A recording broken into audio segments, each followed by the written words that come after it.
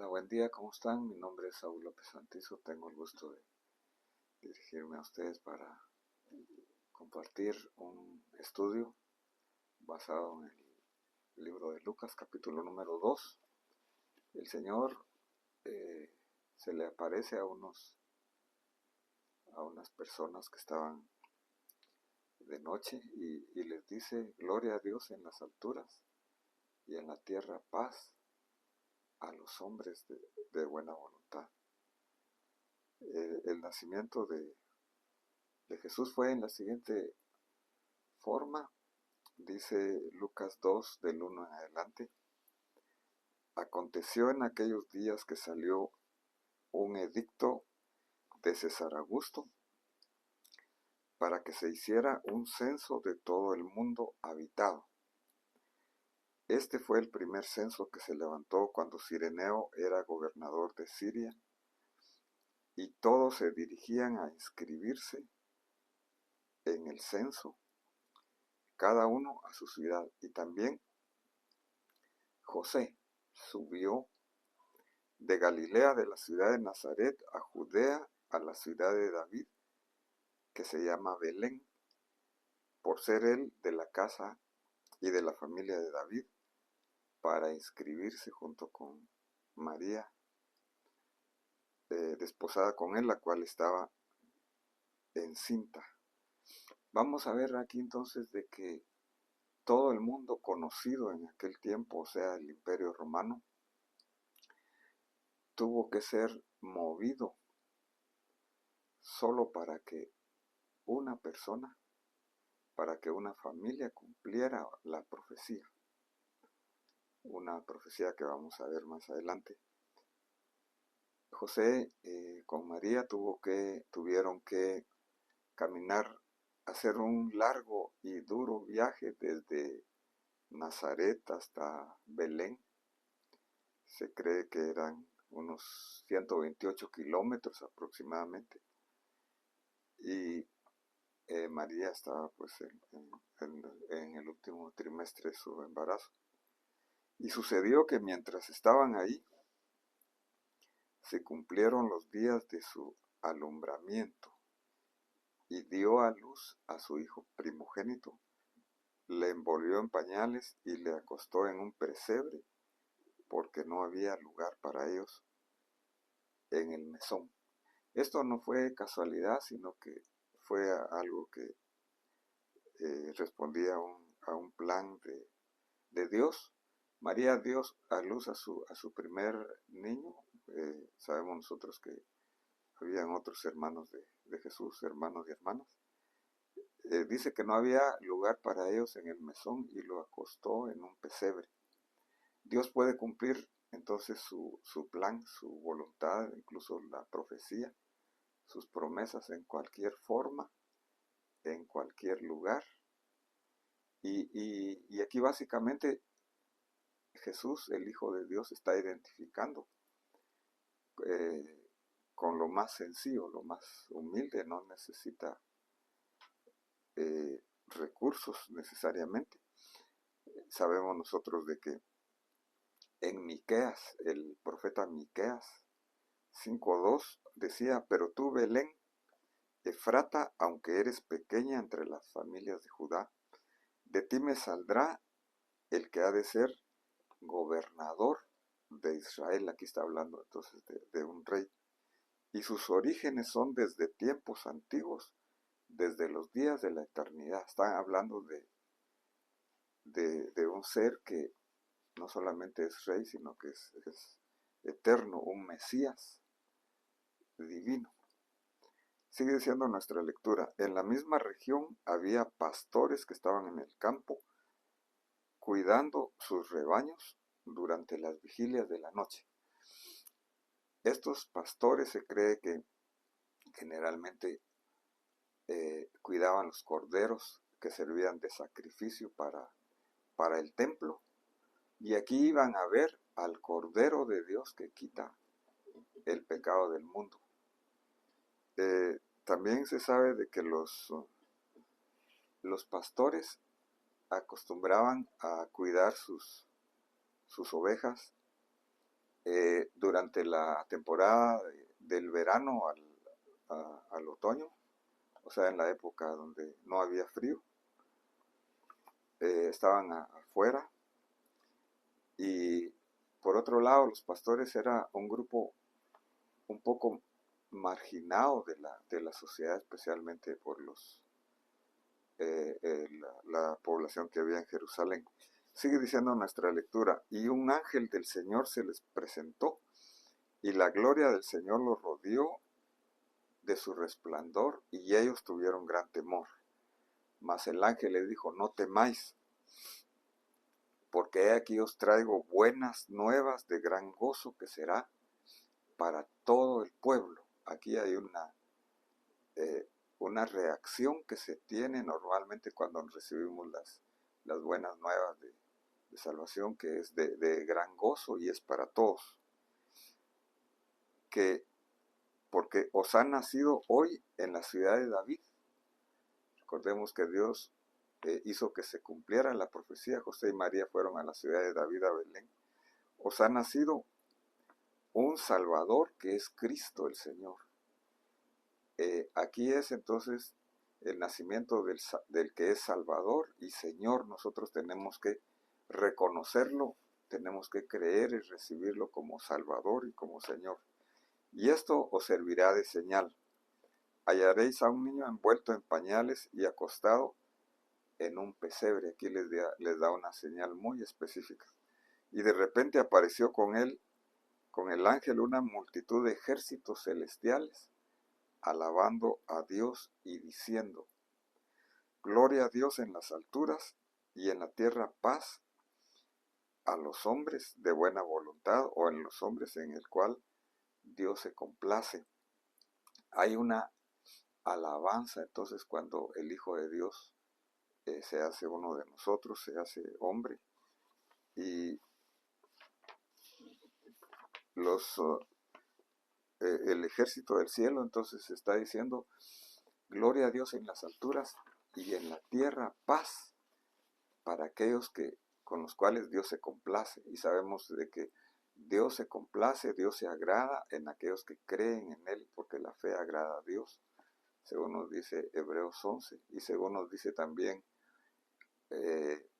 Efesios 5:1, somos justificados por la fe y tenemos paz para con Dios por medio de nuestro Señor Jesucristo. Cuando los ángeles se fueron al cielo, los pastores se decían unos a otros: vayamos pues hasta Belén y veamos esto que ha sucedido, que el Señor nos ha dado a saber. Fueron pues a prisa y hallaron a María, a José y al niño acostado en el pesebre. Y cuando lo vieron, dieron a conocer lo que se les había dicho acerca del niño, y todos los que lo oyeron se maravillaban de las cosas que les fueron dichas por los pastores. Aquí entonces hay una reacción de gozo, hay una reacción de admiración, y también hay una reacción de anunciar esas buenas nuevas. Los pastores reciben las buenas nuevas y las anuncian. Pero María atesoraba todas estas cosas, reflexionándolas sobre ellas en su corazón. Cuando nosotros recibimos una experiencia de Dios, es bueno meditarla, y para que el Señor nos dé más acerca de ello. Y los pastores se fueron glorificando y alabando a Dios por todo lo que habían oído y visto, tal como se les había dicho. Y luego dice: cuando se cumplieron 8 días para circuncidarle, le pusieron por nombre Jesús, el nombre dado por el ángel antes de que él fuera concebido en el seno materno. Recordemos entonces de que la concepción de Jesús fue anunciada por un ángel, y el nombre Jesús, que significa Salvador, es Yeshua en hebreo, significa salvación, total salvación, no solamente del juicio eterno, sino que salvación del pecado, salvación del mundo, preservación, protección, sanidad, liberación.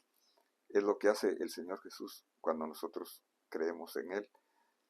Jesús fue concebido sobrenaturalmente, pero él nació en una forma natural y muy, muy sencilla.